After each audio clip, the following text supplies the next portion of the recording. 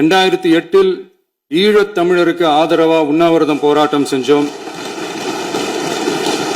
போர் முடிவுக்கு வரணும், நம்ம தொப்புள் கொடி உறவுகளான ஈழத் தமிழர்களுக்கு பாதுகாப்பான நிம்மதியான ஒரு வாழ்வு கிடைக்கணும்னு அன்னைக்கே கோரிக்கை வச்சோம். ஈழத்துல போர் நடக்கும் போது ராஜாக்களா நீங்களாம் வாண்டுகளா இருந்திருப்பீர்கள், சிலாக்கள் பிறந்திருக்கவே மாட்டீர்கள். எங்க பொட்டு மாமா இந்த போரை எப்படியா நிப்பாட்டணும் சொல்லி உண்ணாவிரதம் இருந்தவர். 1 நாள் 2 நாள் இல்ல, 30 நாள் தொடர்ந்து இருந்தவர். முதல்ல கஷ்டமா தான் இருக்கும், அப்புறம் பழகிடும். அப்ப எங்க பொட்டு மாமா உண்ணாவிரதம் இருக்கும்போது ஒரு புறாவை பிடிச்சி அதில் காலில் ஓலையை வச்சு சணலால கட்டி மஹிந்தைக்கு அனுப்புனவர்.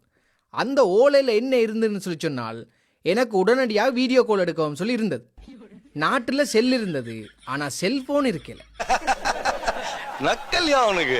ஆனா மஹிந்திட்ட ஒரு லேண்ட் போன் வீட்டுல இருந்தது. அந்த போன்ல இருந்து வீடியோ கால் எங்க பொட்டு மாமாக்கு அடிச்சவர். எங்க பொட்டு மாமா சொன்னவர் உடனடியாக இந்த போரை நிறுத்த சொல்லி, இல்லைன்னு சொல்லி சொன்னால் நான் அடிச்சா தாங்க மாட்டேன், 4 மாசம் தூங்க மாட்டேன்.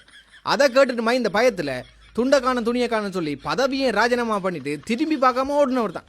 திரும்பி வரவே இல்லைன்னா யோசித்து பாருங்களேன். பொட்டு மாமா எப்படி மஹிந்தைக்கு எதிராக குரல் கொடுத்தாலும் சொல்லி பாருங்க. அவன் நடிகர் விஜய் அவர்களிடம் கையெழுத்து வாங்குவதற்காக நாங்கள் படப்பிடிப்பு தளத்திற்கு சென்றோம். அவர்கள் இதை பார்த்தவுடன் ஐ ஆம் நாட் இன்ட்ரெஸ்டட் என்று சொல்லி எங்களுக்கு திருப்பி அனுப்பிவிட்டார்கள். எத்தனை காலம் தானே மாற்றுவார் தமிழ்நாட்டையே எங்க பொட்டு மாமாவே.